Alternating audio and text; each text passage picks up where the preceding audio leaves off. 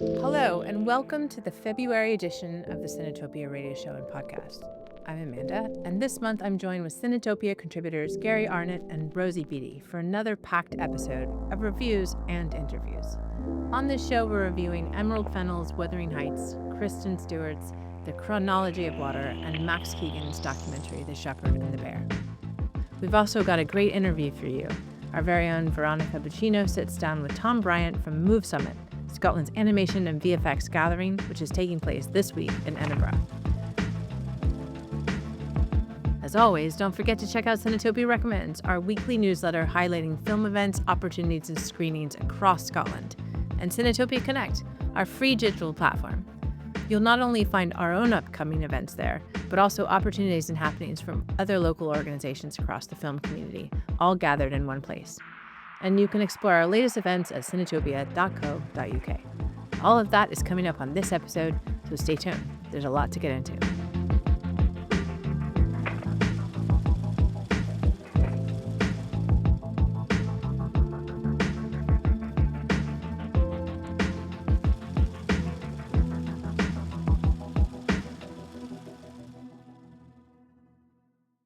So, welcome to the February edition of the Cinetopia radio show and podcast.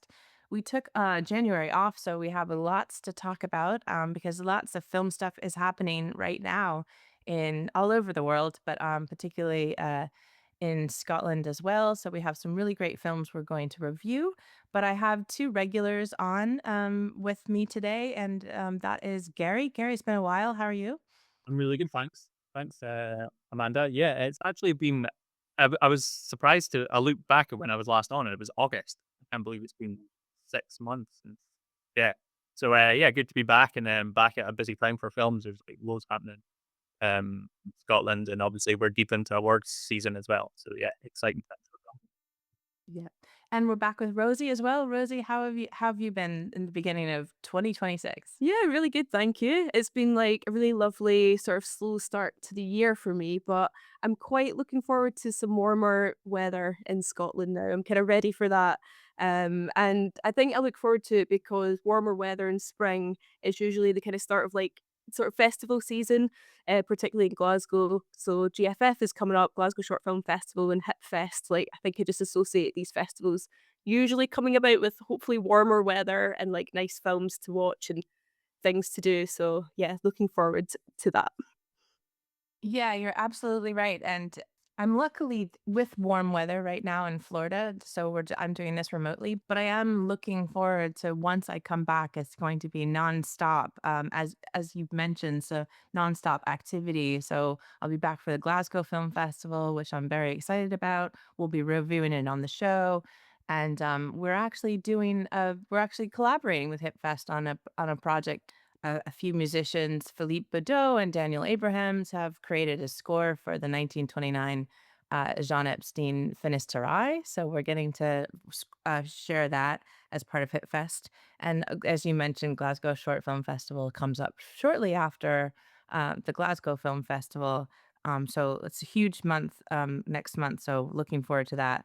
But as you said, it is award season. So many big films have come out, and I guess I wanted to ask you both if you had some of your favorites that you saw over the holidays, in this big season where sometimes I guess they're bringing back films like over the year that you should have seen if you missed it. And if there's any particular ones, I know Garry he's on top of the predictions, if you will, of the big Oscars, which I personally love. I know others don't. But Garry, do you have any predictions to give the audience at all? It's well, quite an interesting one this year with the race because the front runner and favorite for a lot of the awards is One Battle After Another. It's still favorite to win best film, but it all kind of got thrown up into the air with the Oscar nominations, and Sinners became the most nominated film ever, which was Oh, wow. beat Titanic and La La Land. I think they each got like 14 nominations, and Sinners got 16.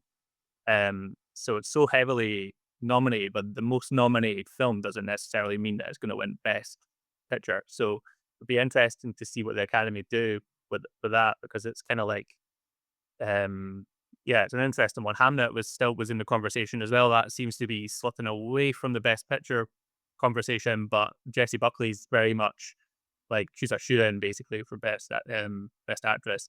Um but yeah, there's some interesting ones, and I always try and see everything that's nominated for best film. There's one last, I think I've got one last one to see, which I'm seeing on Monday, which is The Secret Agent, the Brazilian film. So I'm looking forward to seeing that.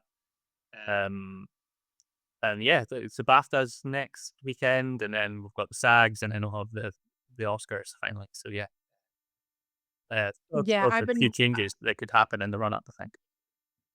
I've been watching a lot of the films, but also a lot of the award shows, like the lesser award shows, I guess, in January. But shocked that, yeah, I guess I haven't seen this one battle after another, and I finally have to get to seeing it, so that I'll know. But when you mentioned The Secret Agent, that film is really good. I saw that film and I really enjoyed it. I love Kleber Mendoza Filho as a director, but this was a really special film. It's only making me slightly sad because sentimental value seems to be like, the other one that next to that film, and I feel like they're both so good for me that like it's hard to choose. Rosie, how about you? Has there been films over the last couple months you really particularly enjoyed that's kind of around the Oscar conversation or not? Yeah, definitely. I think it's a really strong like award season lineup this year. I can't remember the last time it was like a mix of films that were all really good and really enjoyable. Like I loved Sentimental Value. The Secret Agent is excellent. It's out in cinemas on the 20th in the UK, so definitely go and see that on like a big screen. I really enjoyed Marty Supreme. Like I thought it was such a like a fun, exhilarating film, and it was just like really captivating and fun to watch in the cinema with like a huge crowd. And I know that was like such a busy crowd pleasing film, particularly with younger audiences, which was really great to see. And yeah, Hamlet was great. I think we talked about that on the last episode. Yeah, it's just like a really like great like mix of films, I think, and like Sinners like kind of coming out and taking all these like nominations is like a really exciting time as well, because I think that was just a really original, really different film and great to see it getting like lots of recognition. But I guess we'll see if that translates to actual awards and if it actually wins anything. So yeah, I'm trying to keep up with like award season stuff. I think it's a really exciting year. Yeah, it has been, and and it does look like Timothée Chalamet has done quite well. Mhm. So he seems to be like the front runner in terms of the performer, the male performer, our actor. Jesse Buckley literally like makes me cry just thinking of Hamnet. So I'm pulling for that all the way. And I didn't know that about Sinners getting all the nominations, which was such a great film that's worth going back to seeing again before all the other awards. But I am glad it took over the numbers from Titanic because that I still have bad memories of that film. So but in any case, moving on to the Glasgow Film Festival, which is coming up in the next month. Big films. Also, I would say congratulations to some Scottish based films and Scottish films that have done really, really well in Sundance.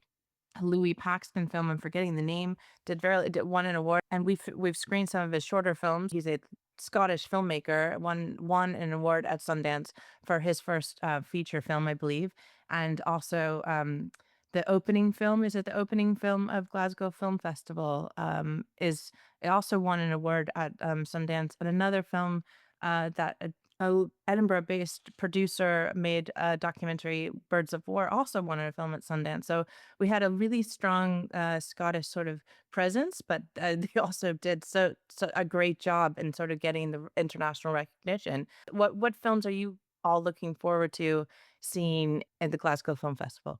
Well, there's one in particular that I want to give a shout out to that I've seen already, and it's really good. It's called The Fall of Sir Douglas Weatherford, which um, it's filmed in Edinburgh, and it's all about kind of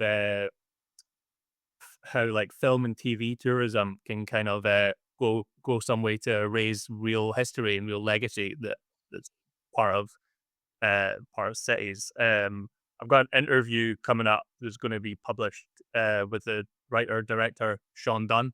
This is his debut feature.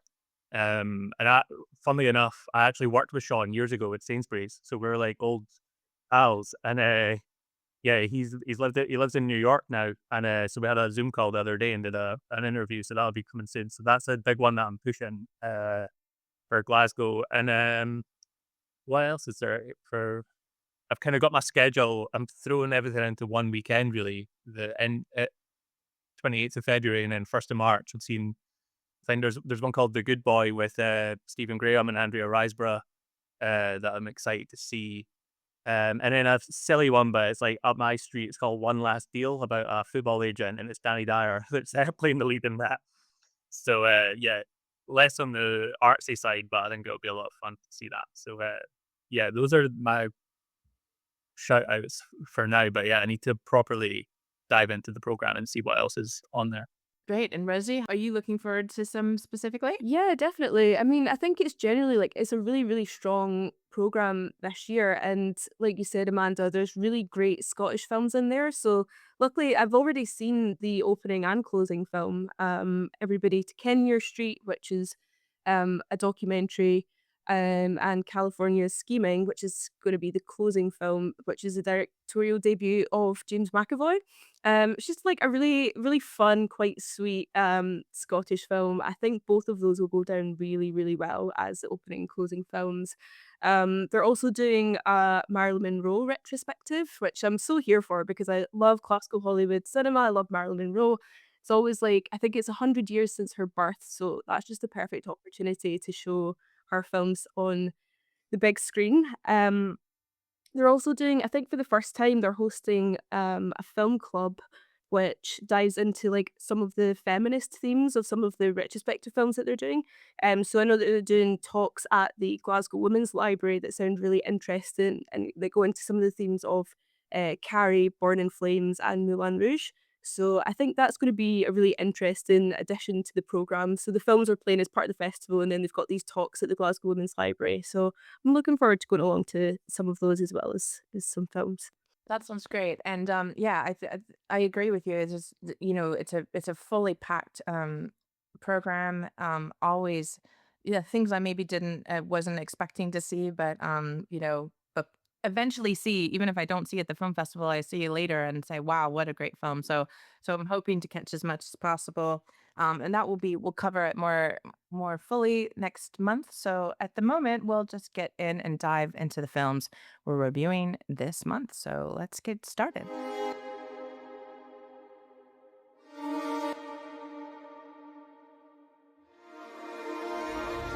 Fall, falling, I can follow you like a dog to the end of the world. fall in love.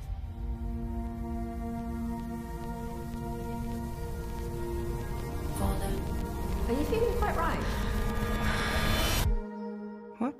Oh, yes, fine. fall in love again and again, fall in love again and again, fall in love again and again, fall in love again and again, fall in love again and again, fall in love again and again, fall in love again and again, fall in love again and again, fall in love again and again, fall in love again and again, fall in love again and again, fall in love again and again, fall in love again and again, fall in love again and again, fall in love again and again, fall in love again and again.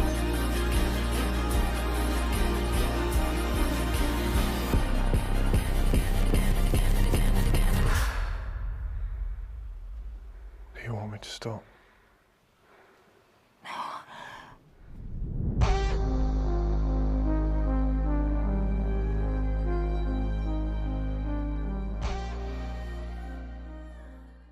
So the first film we're going to review is Emerald Fennell's version of Wuthering Heights. It's important to mention that Wuthering Heights is in quotes in the title because that is something of how it's being presented in terms of the press and how Emerald Fennell has discussed the film.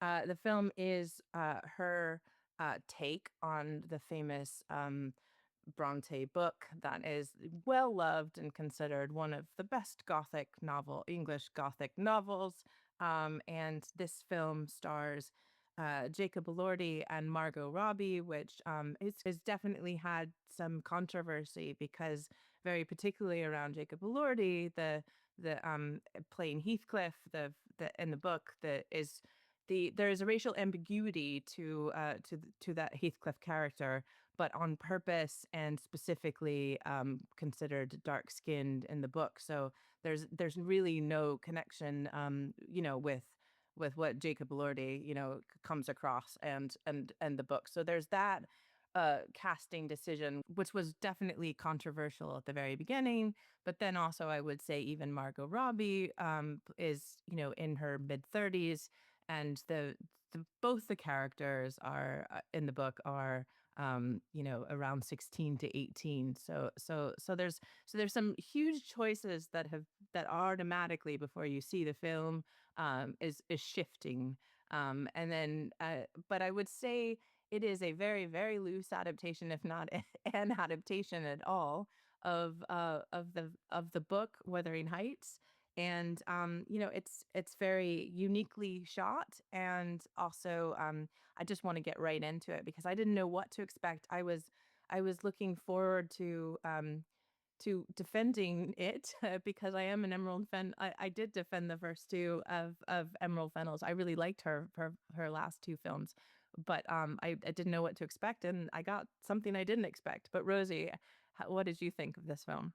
So I like you say, Amanda, there's a lot of controversy and like online discourse about this film before a lot of people have even seen it, which is I always find strange when that happens. I always um wonder why people are sort of jumping on a bandwagon to comment on something they've not seen yet. So I very, very much tried to go in and watch this film with that stuff aside, and just try and watch the film for what it is. I'm the same as you. I really liked Emerald Fennell's first two films, so yeah, I wasn't, ready to defend it or anything, but and from reading reviews a little bit after or before watching the film, I was expecting to either love or hate it because I'm finding that critical reviews are either, 1 star and saying that this is god awful and it's shallow, or they're saying it's really great and it's fun and it's, whatever else.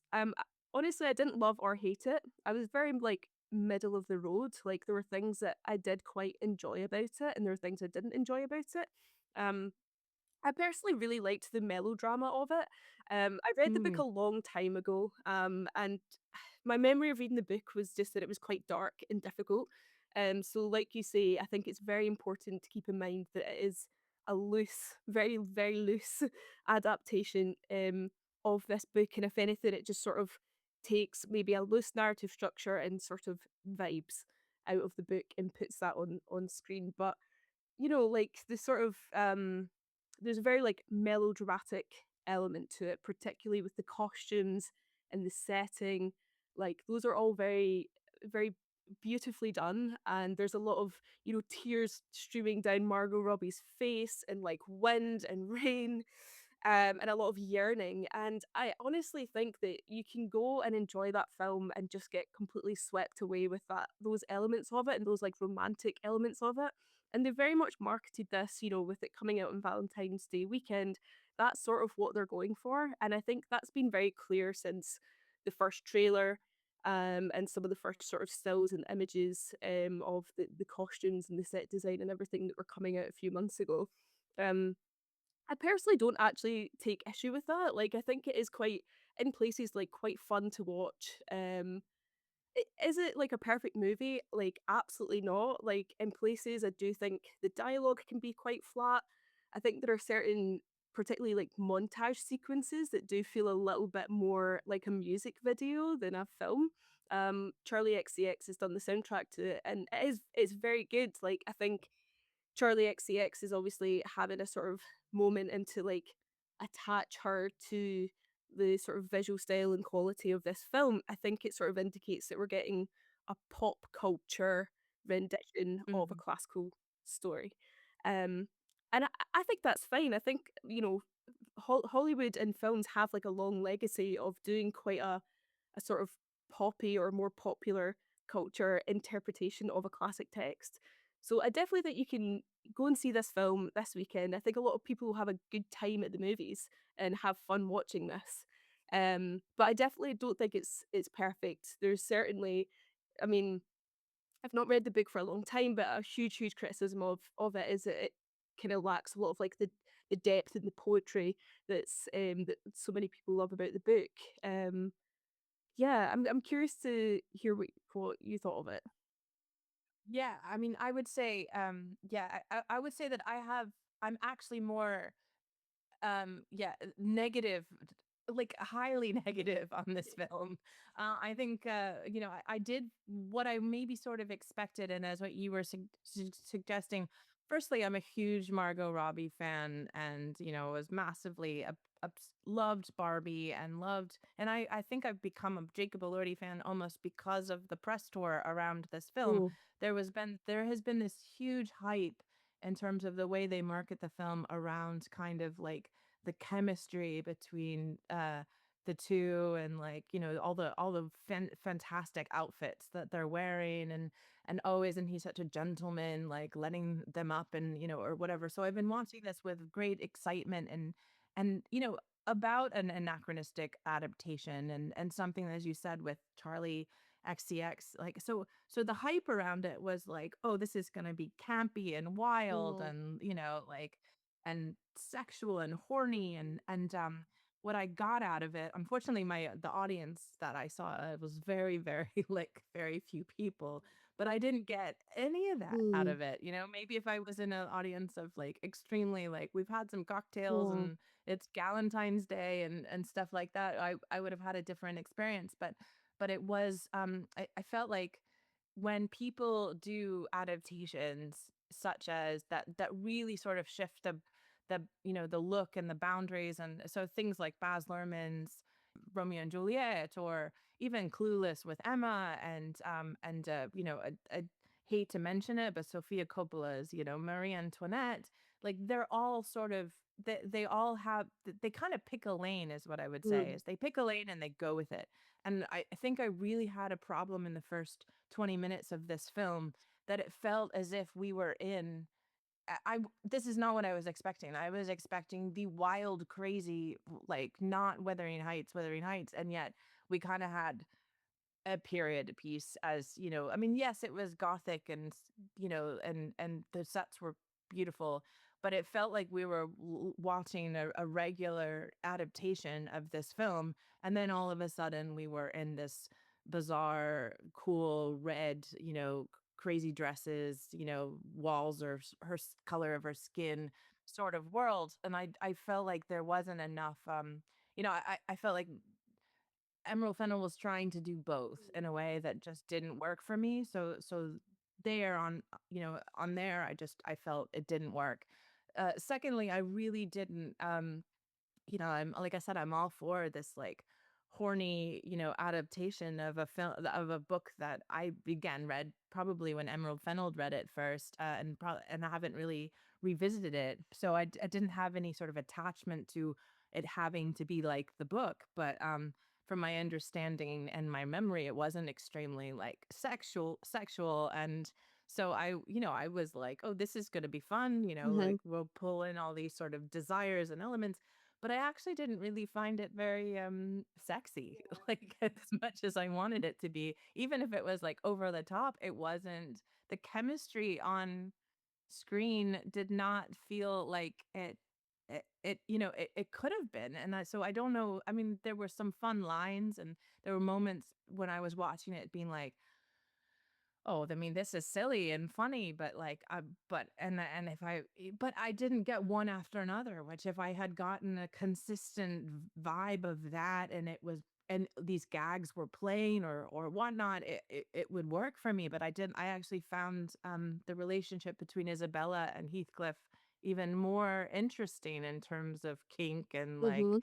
and sex, than I did between the main characters. So that was also disappointing, because, but I think the largest thing that I would say, like, I would criticize, is actually the criticism that people were saying originally which was around the casting, because I do think the casting really just didn't work, and I would have sort of let that not work if the film worked, Mhm. or for whatever, or the reasons why those casting was chosen. Perhaps it would have helped if there was chemistry or whatnot. But I think the one thing that really hits me, and again, I love to pull at Sofia Coppola, because I think people like Sofia Coppola do get so much. They get a hall pass with making certain decisions for aesthetic purposes, and I think one of the things I've heard is Emerald Fennell was really inspired by not Marie Antoinette, but Sofia Coppola's work, Mhm. and I think in this case that did her some disservice because it was so about the aesthetics and nothing else. It was just completely it ripped anything like, about the book that was interesting and pulled it out. And I one film I really disliked that Sofia Coppola did was The Beguiled, Ooh. which took a book, adapted it, and then pulled out the really important conversation about the Civil War and pulled out specific characters. She pulled out the slave character because she didn't want to deal with those problematic things with her story about women and the aesthetics of women relationships, which all fair and good, but it does a complete disservice to the film and to people's understanding of the importance of the source material. So I think in very much the same way,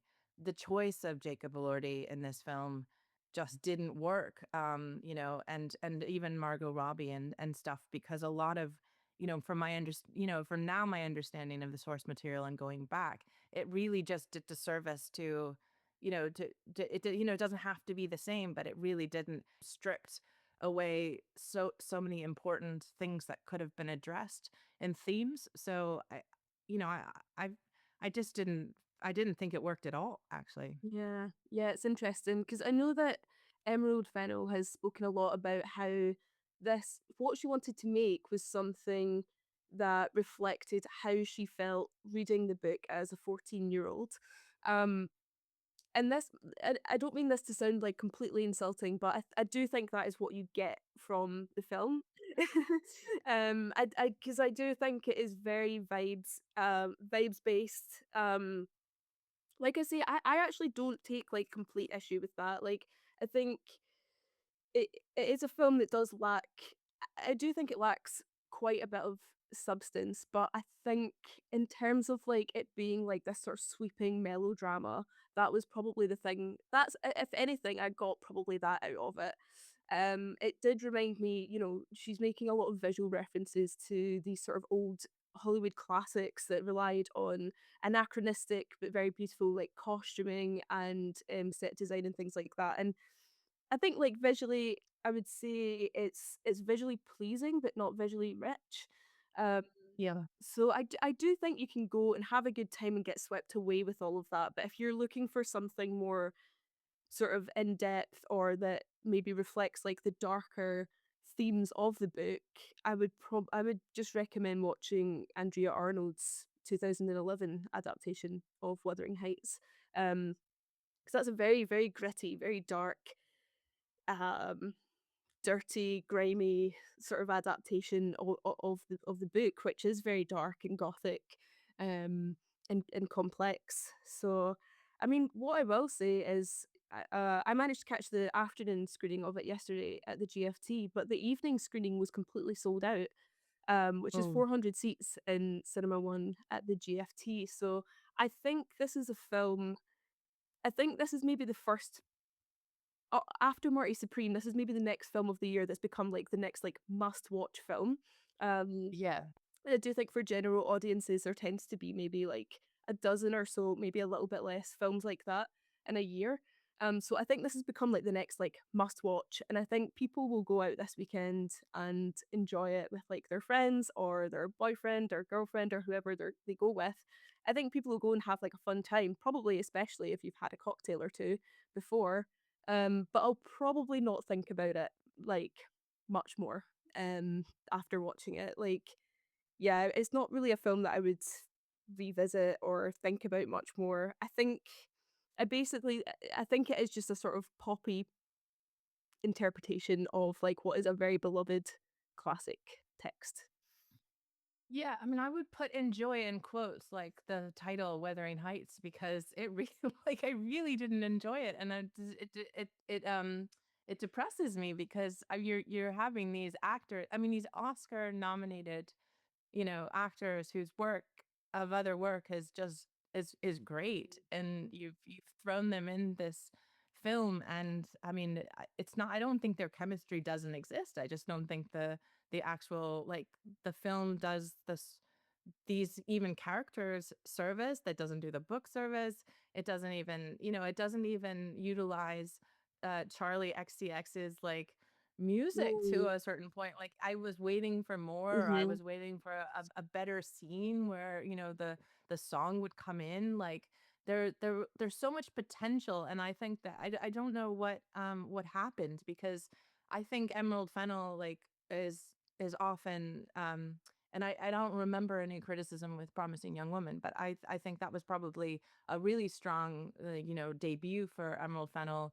And then Saltburn had quite a lot of controversy around it. So Emerald Fennell's become a very controversial sort of, particularly, I guess, in the UK, probably versus in the US.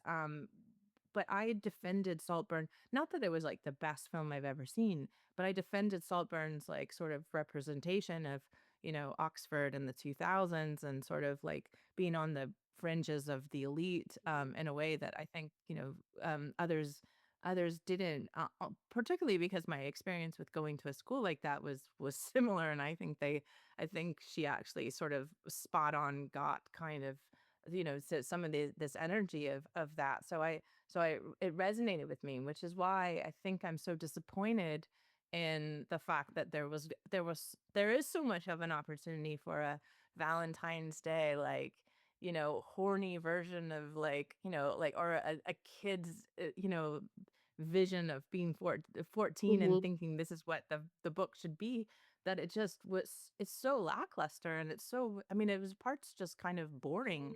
Mm. Um, and yet it was pretty, but it wasn't, what it was just, it was sad. Like, I kind of thought it was a bit of a car crash, to be honest, Mm. like of a film, sadly. But I am glad that like perhaps that you had a different view of that, it was okay. Yeah, I think it was okay. It was very middle of the road for me. Like I got some things out of it and some things I think didn't work. And I think like you say, Amanda, like the yeah, I think from Saltburn, especially if you've seen that, you would probably just expect a little bit more freak in this. And yeah, the sort of yeah, the sexiness of it, but, like, yeah, there was just a lot of anticipation around, yeah, this is gonna be, like, this really sexy, horny film, and it's, it's not what it's being sort of made out to be, but I also think it's down to the marketing a little bit. I also think it's sort of down to some of, like, the early criticism of the film where, the first trailer or 2 dropped and people were sort of criticizing Emerald Fennell for turning it into smut. So that's what made me think like, "Oh, this is gonna be like a really scandalous, sexy, horny film." And there's elements of that, but it's, not as much as you would think, I think, going into it that it's been made out to be. Yeah, I think I would have liked it to be, like, more freaky. Um, yeah. Yeah, I mean, you're right, and I think that was the other thing is I was hoping, I actually I saw a headline where I saw the 1 stars, and I was like, "Okay, like, again, I'm either gonna love this Mm, or hate this because the Peter Bradshaws hate it." And mm, I wanted to like, to defend it in that sense, but it just it didn't have that, like, it had such great opportunity, and actually, as you were saying, the way that it was marketed made you feel like you were gonna get another film, and or maybe like your experience with her previous work, that you were gonna get another film, and you ended up with not that film that you were hoping hoping to get, I guess. yeah. Which is why it disappointed me. And I think perhaps it's just like they're like, all right, well, we have what we have, and they've had these preview screenings or something like that, and they're like, let's get everyone in the like like in the theaters with this campaign, so we'll get everybody there. But then once they get there, they'll be like, all right, Yeah. that was what it was. Yeah, definitely. For me, I was like, that's not what I got. I didn't The trailer sold a completely different film Yeah. than what it was. To me, it was never gonna be Wuthering Heights, the Mhm. adaptation, and I didn't expect that. So I kinda liked the idea. Throw everything, in the wrong place and put it on the screen and make it wild. And, I bought into that concept, but then it just didn't deliver that. It delivered something that was, yeah, mediocre at best. Yeah, definitely. Like, there's nothing jaw-dropping or surprising in the film, which I think is sort of what you would want, especially from someone like Emerald Fennell, who, like we say, has done Saltburn and Promising Young Women. Both of those films do have elements of them that are, like, surprising and kind of freaky. I would definitely be interested to see. I think this is a film that's had a really interesting marketing campaign, and I think it's definitely, it's getting people in the cinema for that first weekend. I think they have had a really strong sort of Valentine's Day sort of marketing campaign. Although again, that's another controversy of the film, is that it's being pushed as this like romantic like story, this sort of great love story, which in the book it's a very problematic and dark relationship, which doesn't really translate in the film. I don't think it's kind of dark, but it doesn't really explore that very much either. But yeah, I'm curious to see what sort of general audiences think of this and like how much it sort of drops away from the box office after the first weekend. I think it will make a lot of money. I think people will go and see it. Um, but yeah, I don't think it's gonna linger, if that makes sense. Maybe it's certainly the choices that were made in terms of casting had, to me, everything to do with the box office, Yeah. So it's like, obviously bring the hottest euphoria Yeah, like the heartthrob. man, and bring the Barbie, Mhm. Margot, and put them together, and the greatest love story of all time as they're picking it, which then is just not even, like you said, it's about toxic relationships, and then what you're actually giving them, they're not even toxic, they're just not even good. They're not, there's just nothing, and then you don't get that smut, and it really failed in all campaigns. In the same way that Marty Supreme, I think Mhm. their marketing did an extremely good job getting people into into the cinema for that. So I applaud them in getting everybody into the cinema. Yeah. I just really feel like, if that was your favorite book, and that, that was your interpretation of the book when you read it when you were 14, like, Mhm. Yeah. like, what's going on, Emerald Yeah. Fennel? I've lost, I mean, I feel like this will be a blip. My hope is that it will be a blip on a long career for Emerald Fennel, and to the great actors, many, not just the two, but the other actors who are in this film that are great actors. Mhm. Um, this will be a blip in their career. But we were sold a totally different film Yeah. on Yeah. on Yeah, all fronts. definitely, definitely. Um, Maybe, I don't know, maybe it will profoundly affect younger people, teenagers. I don't know, it's a 15, so those who love Charlie XCX and Yeah. are keen on those vibes. But yeah, maybe just not for us. Well, I was gonna say that there was a very small amount of people in, a suburb of Orlando, Florida, an exoburg, as they say, of Orlando, Florida, but they were largely young people, in the cinema. So yes, it did drive, but I think it's a huge misunderstanding that there's quite a lot of young people going to the cinema, a lot as well. But so yeah, so it was perhaps uh, we'll see maybe if there's a generational sort of like response difference as well, which would be curious and interesting, and to see like if we're reading it, from, yeah, from our perspective of being Yeah. older or whatnot. So yeah, no, to be continued, I Mhm. guess, to see what everybody else's opinions are of what was my first serious disappointment of 2026. So, all right, well, that's Wuthering Heights in quotes, and yeah, it's definitely all over the cinemas right now. So, check it out if you dare.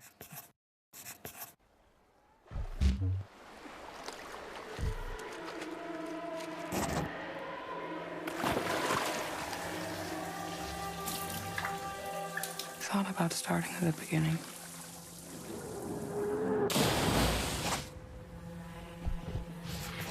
Oh, get her, Mike! Get her, Mike! But that's not how I remember it. But that's not how I remember it. It's all a series of fragments, Keep your head up! repetitions, Smiley face. patterns, formations. There are moments Look at me. between years Look at me. that surface with great force. What?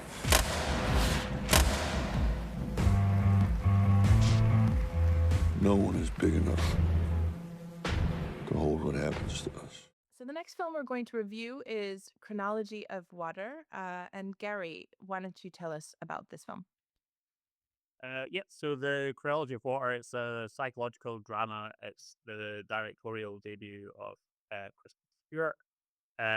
It's based on the memoir from 2011 from Lydia Yuknovich, and Lydia in the film is played by Imogen Poots.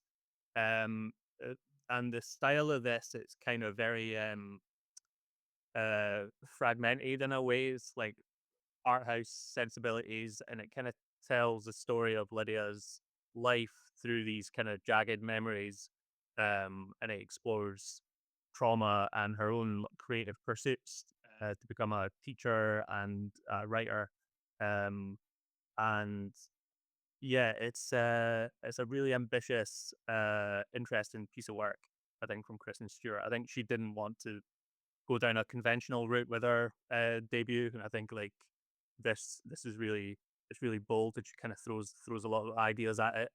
I think it's I think for in the beginning of the film, I was like 5 minutes in, and you kind of get a real sense of what you're getting yourself in for in terms of the structure and the sound design and the cinematography and like the imagery that it uses. And yeah, I kind of I was worried with the first like 5 minutes, thinking, am I going to be into this? But then I think once you kind of let the style of it wash over you, and you kind of embrace the fragmented nature of it, I think it's really powerful. And I think I've never seen Imogen Poots better. I think she's incredible in this. Um, so good, so just like vulnerable, and it's a very like uh naked performance. She really just like lets it really goes for it. I think was performance as Lydia. Yeah, I thought it was really strong as a debut feature. But what do you think about it, Rosie? I see you're nodding along. I think Yeah. yeah, Yeah, like just I definitely agree with you. Like there was a lot in there that I thought was interesting and artistic, and like you said, Gary, I think it is a very bold directorial debut from Kristen Stewart. I think Kristen Stewart has become in recent years a very important figure in contemporary queer filmmaking. I think particularly after her performance in Love Lies Bleeding, I think you can tell from the queer community that there was like a lot of anticipation around her taking on the role of director. Um, and yeah, I think this is a really like bold and interesting direction that she's taken. And like you say, Imogen Poots is incredible in it. Because she's a very interesting actress. Like she's been in a lot of films. Like she's still pretty young, and she's been in so many films, and none of them particularly stand out. I think this is a real standout performance from Imogen Poots. I think like the kind of fragmented and artistic quality of it. For me, it was just a little bit dense in some places, and maybe for a film with that type of structure, it was maybe just a little bit too long for me. It's just over 2 hours, I think. Um, but overall, yeah, some really, like, raw and interesting, like, themes in it, but yeah, I'm not sure it quite clicked with me, but I definitely think the strongest point was Imogen Poots' performance, um, and yeah, it is interesting. It's an interesting film, but I think it was asking quite a lot of the audience in places. It was quite fragmented, very artistic. Doesn't have like a particularly like a formal narrative structure. Um, so yeah, I think this is a film that like some people will either really love it, and I think like you say, maybe once you let the structure of it like wash over you, and you sort of immerse yourself in that, you would enjoy it a bit more. I think for me, it was maybe just a little bit too long. Um, yeah. Yeah, I think there's a thing where it begins, it kind of like sets its stall out very early in its style, and I did think, is it going to settle into a bit more of a cohesive narrative at some Mhm. point? And at some points in the film, it does, and then it kind of like jerks you back into like its kind of fragmented structure. And I think sometimes there's a the way I feel about some films is that the performance is sometimes better than the film than it is in, and I don't want that to be that's not me criticizing the film. I think that's just me praising Imogen Poots' Mhm. performance and that she kind of elevates it, I think. And yeah, Kristen Stewart said, I think, in interviews that like Imogen Poots is the film that um she's so central to it. She's like in every scene. It's yeah, and it's like you see the camera is so like close to her, you feel like you could like draw her. Like after watching this film, you see so much of her, so much detail.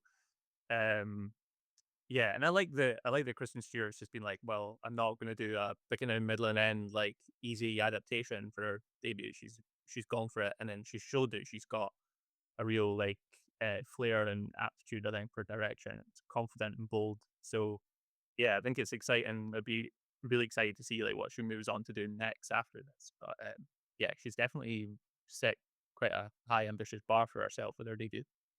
Yeah, absolutely. And it definitely made me excited to see what she does next as a director because you can often be quite wary when actors take on the role of director. But like you say, I think this is a really confident, bold, and interesting debut. So I'm really excited to see what she does next. Okay, great. And Chronology of Water is currently out in UK cinemas.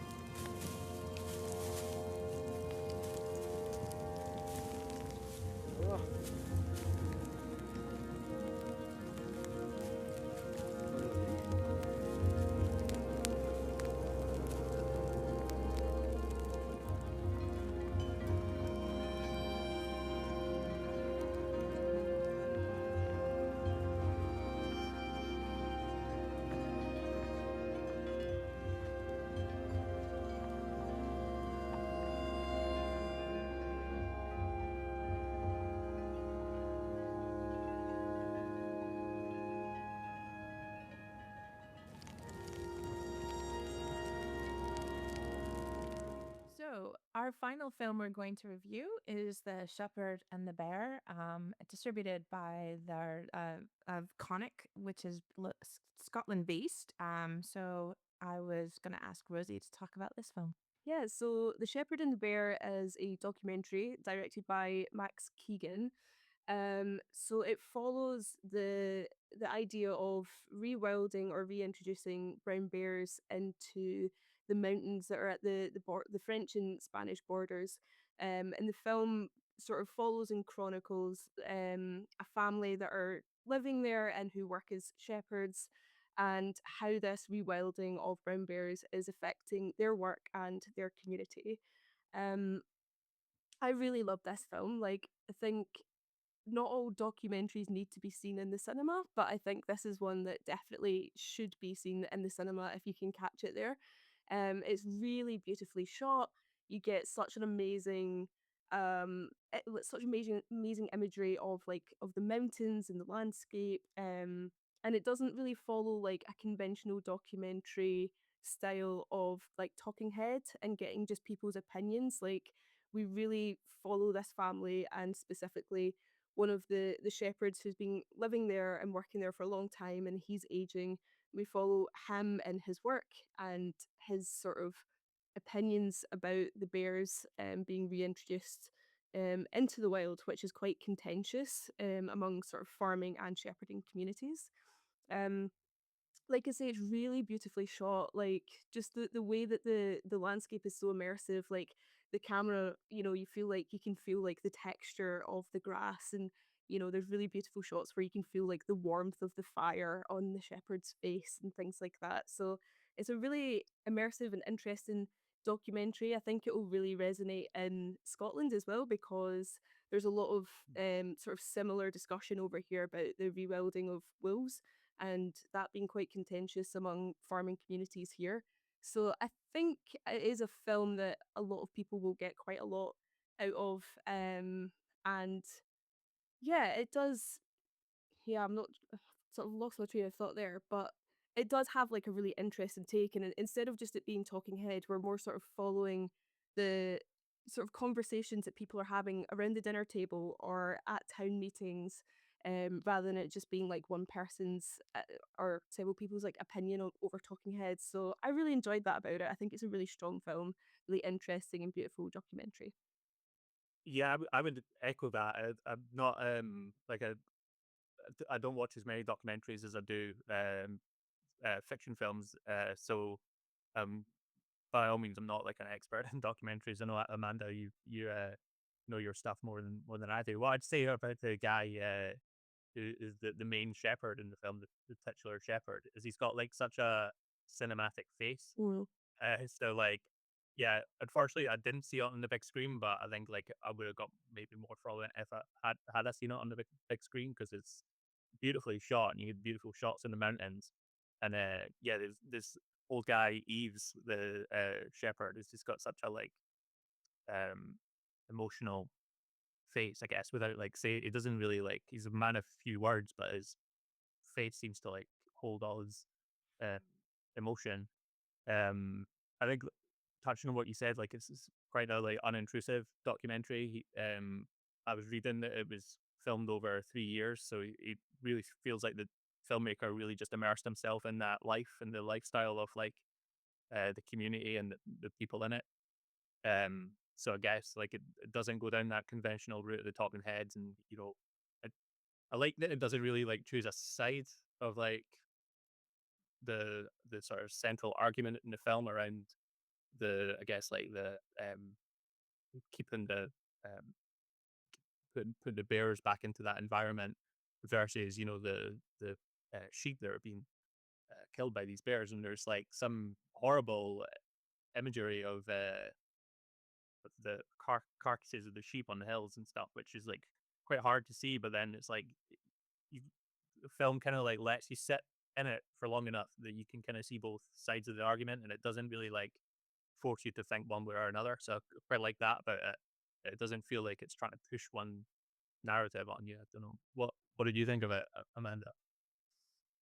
Yeah, I agree. I mean, I think I was excited to I haven't I as well didn't get to see it in the cinema, but I wanted to see it as part of the French Film Festival because there was a preview of it last year at the French Film Festival, and I mean this ticks all my documentary boxes, and it's particularly extra because I am obsessed with French countryside and my experience and living in France. But I do have this you mentioned immersive, Rosie, and I do have this memory of, about 10 years ago driving through the Pyrenees in where it was like completely misty and we were going up this mountain and you would hear these bells and then all of a sudden these sheep would come through and that just when I started to see and hear that within this film brought me back to that moment that was so like precious in my memory.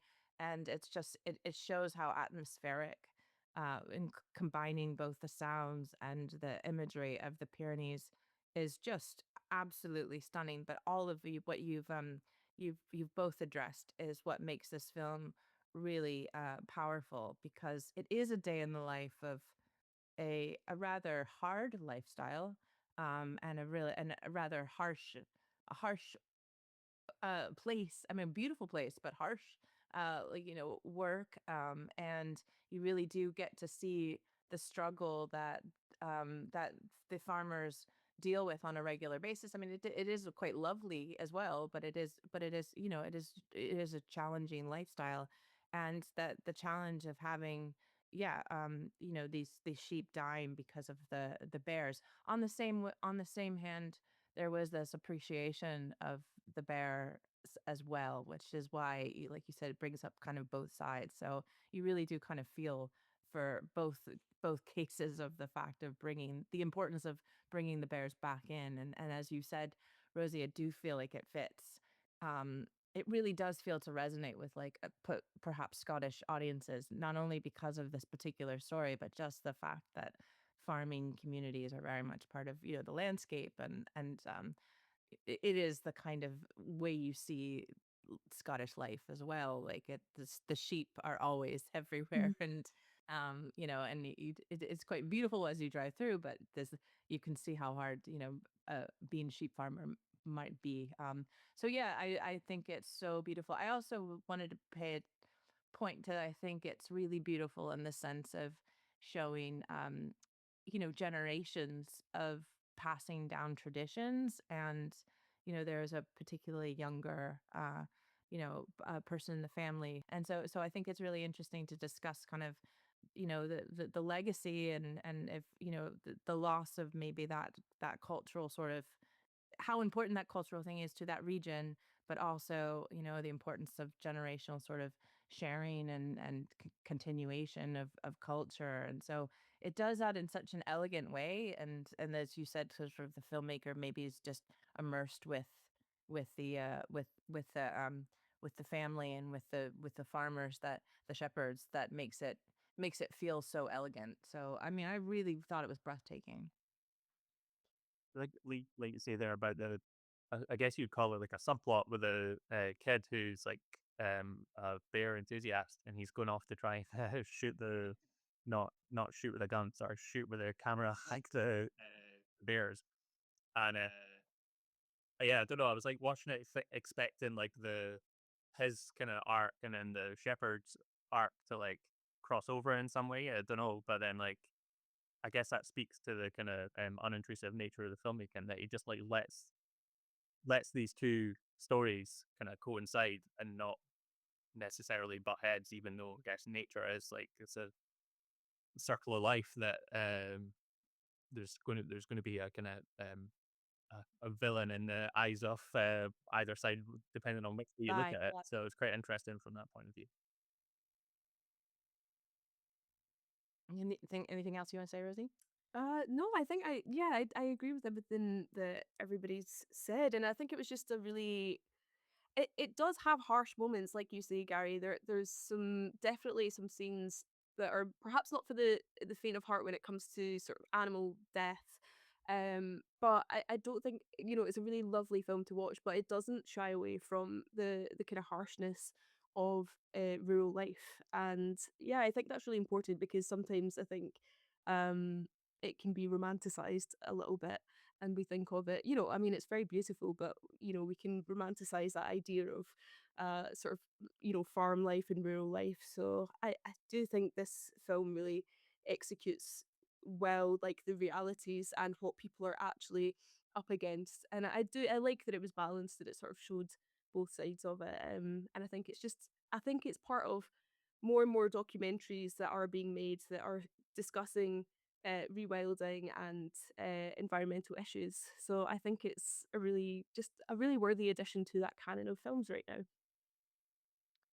Yeah, I second what you said about yeah, sometimes it's very hard to watch, and I go back to a film that has a completely different type of farming, but Andrew Arnold's Cow, which Oh, was a really painful film for me. hmm I think there's a moment here with a pig hmm that I found, I always find very challenging when I watch these kinds of films. But yeah, it isn't an easy life, and it isn't and it is, there are so many complicated parts to it. So I think it handles that with grace. hmm That where all of what side you're on and whatnot.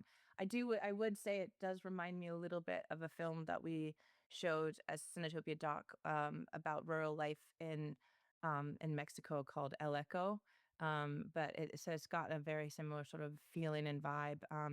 But again, as you both said, such important to perhaps see it on the big screen if you have the opportunity to. Like there are a few films that you don't always have to with documentaries, but I encourage for many reasons. But I do think the film warrants going to the cinema to see it for sure. So that's The Shepherd and the Bear, and I hopefully it's still out in cinemas. It was at the film house for sure for a while. So hope to check it out if you can.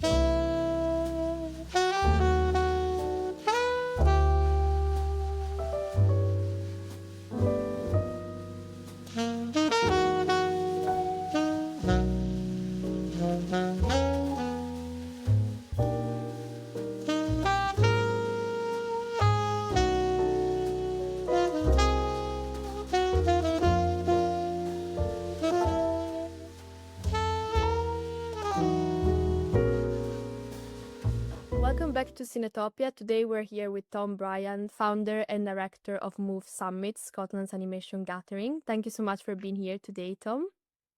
It's a pleasure. Thank you for having me on to have a chat. You must be very busy at the moment because the Move Summit is this week. Yeah, Right. we're pretty busy just putting the final touches to the event. But it's we're used to it. It's like this every year. I say that in a good way. Mm-hmm. Yeah, so Move Summit will be back in Edinburgh this week from the 18th until the 21st of February at Pleasant, and the last day is gonna be at the Film House. Yes.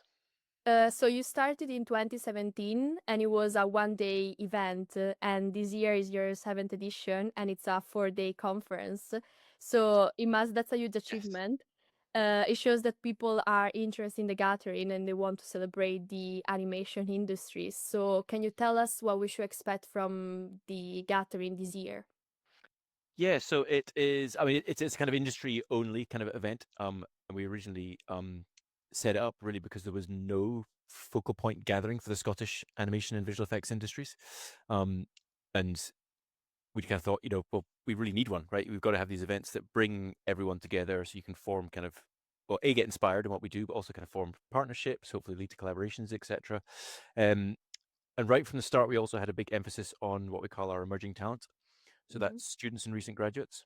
So and I'm explaining this because it flows very nicely and it flows into how we structure the program today. So our first ever event, we split half and half between what we call our emerging talent program and our industry program. And the emerging talent is focused on final year students and recent graduates who still haven't found a role in the industry.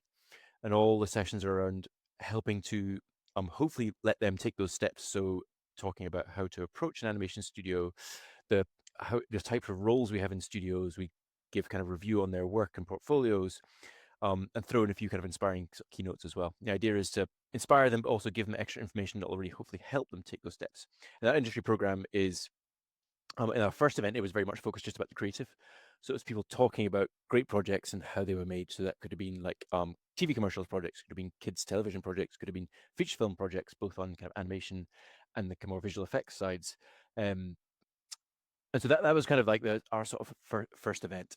We very quickly rolled out from a one-day program into a 3-day program, which for the conference is where we sit now.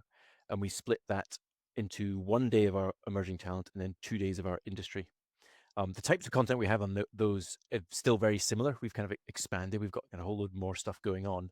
And now we have what we call the business strand of the industry days. And that's content really focused on people who are wanting to make animation, whether that's kind of long form, so kids television, kind of feature film projects.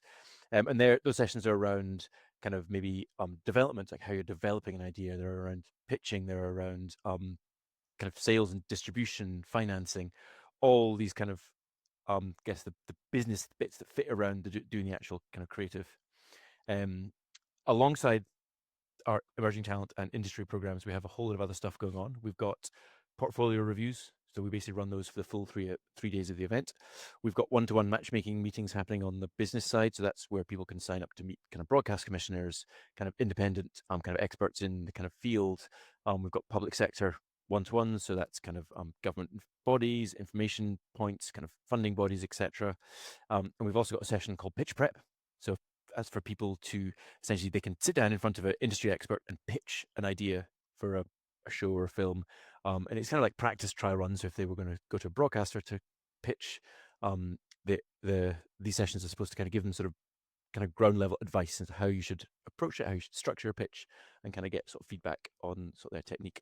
Alongside all of that, we've got our marketplace exhibition, which runs for the full 3 days of Move. That is a recruitment fair. It's where we've got sponsor stands. We've got kind of demo area, so kind of cool VR demos, kind of creative tech demos, kind of indie game dev demos, and a lot of kind of information point and organizations. We've got kind of booths there as well. We've got our late night networking as well. So the event's a fully catered event. So we do lunch, networking, drinks, and dinner, and we do kind of after parties and drink and draw offsite in the evening. The idea is just to keep everyone together networking for as long as possible. And our delegates range all the way from, as I say, students through to kind of animation studio owners, broadcast commissioners, execs, etc. So we've got a real slice of across the whole of the animation industry, which is really nice because we're getting all these people in the same rooms for 2 to 3 days, and hopefully some kind of magic can happen. This year, on top of our 3-day program, we've actually got a 4th day, which is the first time we've done this. It's our screenings day, which is really exciting for us. So traditionally, we've been very much a kind of presentation panel type event. It's been a conference really, and we've done we've always had a kind of informal short film competition, and we do rolling screenings of the kind of selected films. This year, we've kind of decided we just really want to show more animation films, so that more shorts, more kind of features. So we've done a dedicated screenings day, which is really exciting. And that's at the Film House this year for all of Saturday. We've got 2 lovely kind of curated short film programs and 2 feature films. The first of which is Goat, which is Sony Picture Imageworks' new animated feature. And the second film is Arco, which is a kind of independent animated feature. So we're really excited about that kind of screenings program as well. That's amazing. It's definitely 4 days packed with so many different things and activities. There's a lot on. Yeah. There's a lot. I think attending can sometimes, I don't want to say be exhausting, but it's pretty full on. Like there's you can there's way more stuff on and to do than one person can actually do across the 3 days. So the way we structure our program is we have between like sometimes always 2, but sometimes 3 sessions running concurrently the whole time. So we tend to have like a creative session. We'll have more of a business focused session, and then we'll have something else that could be a kind of smaller audience session that might benefit from a bit more kind of crowd audience interaction. Alongside that, we've got a workshops program that runs as well, and our kind of one-to-one. So there's loads of things that people can go to do concurrently. So you have to kind of look at the schedule, work out the kind of program of stuff that you want to go see that kind of excites you.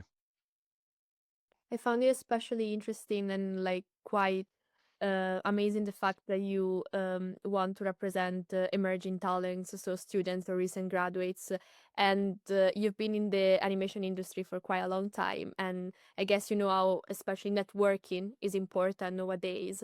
And I was reading the program and I saw that there are very accessible networking events, especially for those who find networking a bit intimidating, myself included. So I wanted to ask you what was the idea behind these networking events and what you're hoping to achieve. As you say, networking, it's really important. I think now more than ever, especially with large portions of the animation industry switching to remote and hybrid working.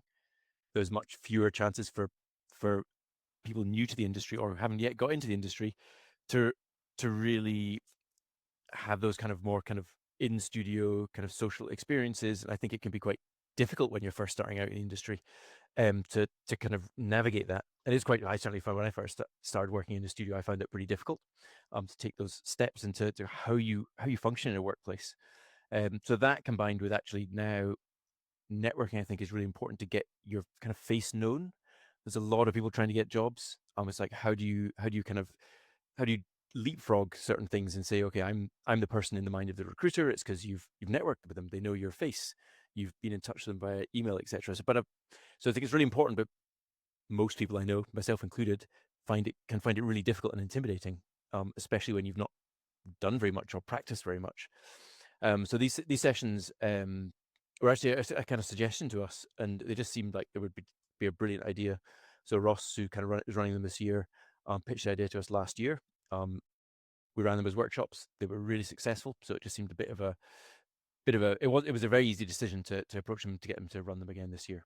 And they're part of our workshop program, so they're much smaller, essentially class size, let's call it. So our workshops are for up to 20 people. So it means that there's a lot of kind of coaching and interaction and stuff and practice can happen with those sessions. So yeah, I'm really excited by them again, and I think they've sold out. Like I say sold out, but all the positions were available, slots were taken like very, very quickly. So they're Yeah, proving I to be can popular. imagine. Mm-hmm. And what are some of the workshops that you're running this year? We have a wide range. Let me think. We've got a really nice one on color theory for animation. We have one on kind of papercraft for stop motion for animation. We have see now my mind's going to go blank. Anyway, they've got really nice range. We kind of mix between kind of hands-on, kind of soft skills, but also try to put in a few more kind of more sort of technical software skills as well. So we've got Dylan Sisson, who kind of heads up RenderMan, which is Pixar Animation Studios' dedicated render engine, which obviously is commercially available. It's a bit more technical. He's talking about how to do stylized non-photoreal rendering techniques in that kind of render engine, which is one of our more sort of technical workshops. So we have a really nice range. They go all the way from kind of more sort of technical 3D skills through kind of down to kind of soft interpersonal skills and kind of working in the workplace, which I think would be really nice. So we've got our lovely panel session on this year about how to navigate artistic feedback, which I think is really, really important. It can be very difficult for juniors and people just starting out in the industry to take feedback and realize it's not personal. It's critique on work. It doesn't mean it's bad work. It might just mean it's not the right work. So how to navigate this and sort of balance ego with requirements of a kind of getting something right on a brief, that can be really complicated and difficult for kind of juniors to navigate. So I'm really excited about that session as well. Mm-hmm. That sounds amazing. And you also have incredible guest speakers coming who collaborated with Disney Pixar, Marvel projects, among others. Can you tell us more about some of the topics that we will hear? Yeah, I mean, like our sort of big keynote speakers, by and large, will be kind of talking about the projects they've worked with in those sort of big projects in the studio. So we've got Carrie Lau coming to talk about kind of the kind of story process on Zootopia 2. I'm really excited about this. We've got Cassie Lopez and Steve Emerson from Leica, who are, for anyone who doesn't know, they're one of the major stop motion feature studios based over in Portland and Oregon in the US. It's the first time we've managed to get them over to Move Summit, and they're going to be talking about some of the craft behind their upcoming release, Wildwood, which is some of the work they're doing on it is absolutely phenomenal. So I'm really, really excited about that. So yeah, they're talking about some nice big sort of feature projects, and really they kind of digging into the craft of how they were made. It's amazing. And you were also telling before about the exhibition floor that you have that brings together animation, VFX, games. Can you tell us more about that? Yeah, the exhibition is really an area for people to go and get information, kind of check out some cool demos.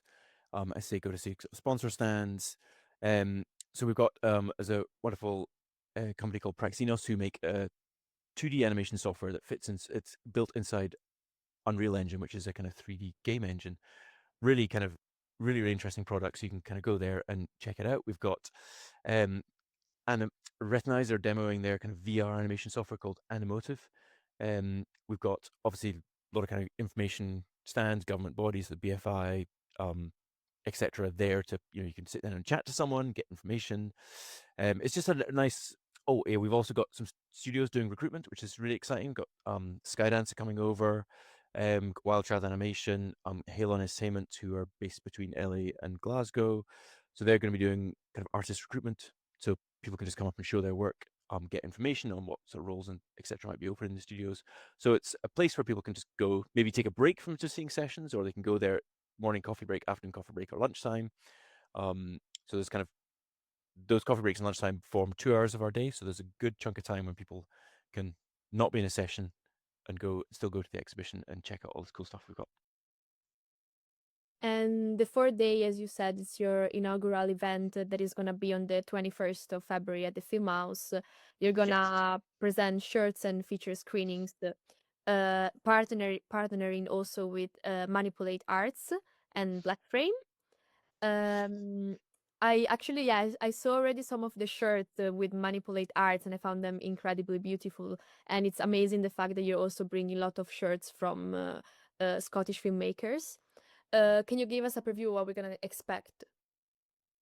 Well, I think with not unfortunately not for those two programs. So Black Frame, it's really nice to be able to collaborate with organizations who have curated really lovely and thoughtful sets of films, and I think for us doing our first screening day, it just makes sense to partner up with organizations that have got great messages they want to kind of promote, but also we're kind of leaning on other people's curation skills, being able to pull together great programs, and it hopefully adds variety to our program. If it was just me programming, we would get a lot of the same kind of types of content I like. So being able to partner with other organizations really helps, I think, bring in fresh ideas and things that help hopefully keep our kind of program quite kind of lively and interesting. The content that we've kind of curated, I'm really excited about. So we've got a film called Chronology 2. It is a new short film based in the Teenage Mutant Ninja Turtles Mutant Mayhem universe, directed by Kent Secchi, who is actually the cinematographer on the first film. He's directed a short film, which was going up for a SpongeBob SquarePants film, I think at the start of this year. Really excited to be able to screen that. We also got an episode of Tales from Outer Suburbia, which is an Australian animated TV show from creator Sean Tan. They're really excited about being able to screen that as well. They're kind of, I think, really cool show. So yeah, and I'm really excited about the stuff we've been able to pull together, but I'm kind of also most really excited about just being able to kind of collaborate with these other organizations and bring their kind of great programs to our screening day as well. And is there still time to buy the passes?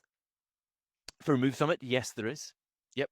Our Wednesday, so anything that involves the Wednesday, or you have to be a student or recent graduate to attend the Wednesday. We have a variety of sort of combo passes. For the industry days on a Thursday, Friday, ticket purchases are still open. Same with the Wednesday. So basically, our ticket purchases are still open. You can even buy on the day if you want to turn up and buy a ticket on the day at the event. You can. We're still selling them then. Screenings day is included with all ticket combos that include an industry pass. If you just buy a student Wednesday, you have to buy a screenings day bolt-on. And the screenings day, basically, we released the screening, so there's only a limited number of seats at each screening. So it's a bit of a first come, first serve. You don't have to pay any extra. They're included in your ticket price, unless you have to get the bolt-on, but there's limited capacity in the cinema. So, our attendance, so basically, our kind of delegate attendance is far higher than a cinema screen kind of holds. So we have to kind of balance it off, and I think there's only 150 seats in the cinema, so not everyone can get in. But we're running the screenings day as a bit of a trial run. We'll see how it works. If there's tweaks we got to make next year to make it a bit smoother or whatever, we'll do that. And are the tickets available on your website, right? Yes, yeah, we've got. If you go to our website, movesummit.co.uk, you'll get a link to our Ventive ticket portal, and everyone can buy the tickets there. Perfect. Thank you so much, Tom, for being here today, for telling us more about Move Summit. It's been a pleasure. Thanks for having me on. And really nice to chat. good luck with the 4 days, and thank you so much. Thank you. And for our audience, just a reminder that the Move Summit will be this week from the 18th until the 21st of February at Pleasance and at the Film House in Edinburgh. Yes. Thank you so much. That's great. Thank you. Thank you. It was a It pleasure. was lovely to speak. Bye-bye.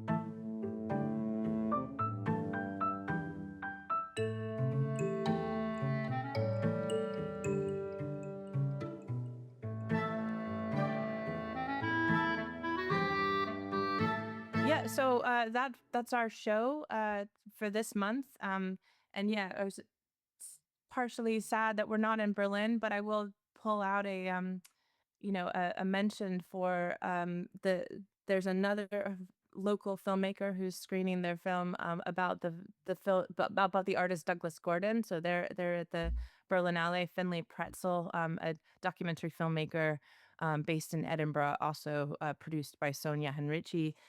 So that film is probably going to be coming through the rounds as well.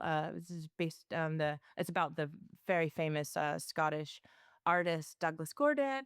I think it's called Douglas Gordon by Douglas Gordon. So wishing them all the luck on their Berlin premiere. And we spoke about Glasgow Film Festival, but any other films you both are looking forward to in the next few weeks? So Yeah, one for me is away from the whole like award season films, but there's one that comes out. It's another debut feature. It's called Waste Man. It's a prison thriller that comes out next Friday, the 20th. And it stars David Johnson, who just seems to not be able to put a foot wrong at the moment. He can do all the genres. He can do romance. He can do sci-fi, and he can do prison films as well. He's so good in it. Felt like the last like 15 minutes of the film I like held my breath. It was so tense, but yeah, not the easiest watch. But if you like prison films, then I'd recommend that. So yeah, that's my recommendation for next weekend. and Rosie, any ones that you've seen or are looking forward to see in the coming weeks? Yeah, I just recently managed to catch Sound of Falling, which is a German film that's coming out soon and is also playing at Glasgow Film Festival. It's a sort of generational film. It's really beautifully shot, really poetic, quite haunting. So I would definitely recommend that one if you're looking for something at GFF, or I think it's out quite shortly after. Okay. Wonderful. Well, thank you both for joining, and looking forward to seeing you in person at the Glasgow Film Festival around, and yeah, enjoy the rest of this award season. There's credible films that's out in cinemas. Go to the cinemas, see films, everybody. And yeah, we're looking forward to sharing some updates with what Cinetopia is going to do. We got some very exciting news coming up, so hopefully in the next few weeks and next month we can share more information. But thanks again for spending this February time together over talking about films we love. So thanks for joining. Thanks so much for having Absolutely, us. Amanda.